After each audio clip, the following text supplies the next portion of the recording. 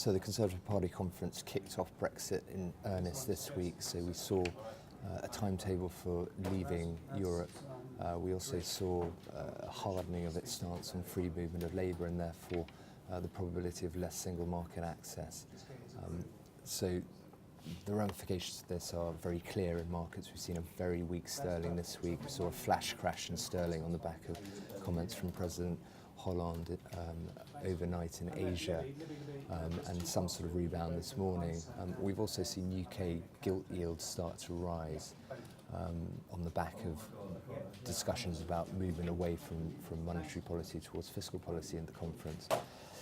Equally, on a wider context, we've seen bond yields start to go up again on the back of what the BOJ did a couple of weeks ago, and again this movement from monetary policy to fiscal policy. So while all of this is playing out in an extremely unstable economic background, we've seen the FTSE power higher, and this is the momentum chart for the FTSE tends to be used to forecast changes in reversal when it reaches extended period, and here we've got the FTSE 100 reaching that overbought territory of around 70 on its RSI over the last week. Here you can see the RSIs of between 30 and 40 tend to be supports for markets when they feel they're oversold. But within that, there's been a massive polarisation within the FTSE. So here you can see that group of exporters, foreign dollar earners at those overbought levels, and then the UK domestically focused stocks very much at that oversold level. So the question is, do you start looking to buy some of these oversold positions that are reacting to the headlines that have come out of the Conservative Party conference and the reactions from the EU leaders? Well, certainly the price momentum has been particularly poor for these groups post-Brexit. And here you can see a list of UK domestics. We're talking about the airlines, we're talking about the commercial property companies, we're talking about the UK banks.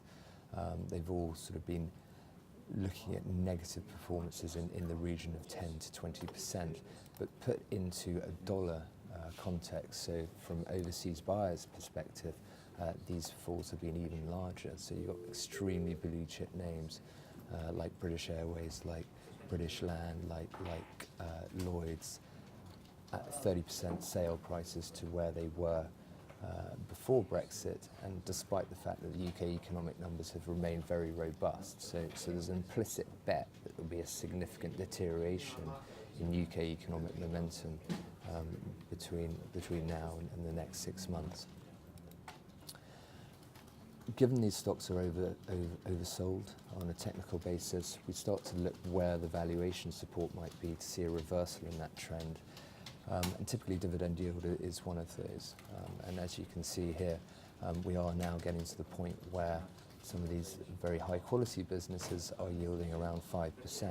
So the key question is whether there's been something more fundamental that's occurred that is damaging their ability to pay those dividends. And here we look at the bond market to see if the bond market's starting to ask for more in terms of lending to these companies because they're worried about the risk of repayment.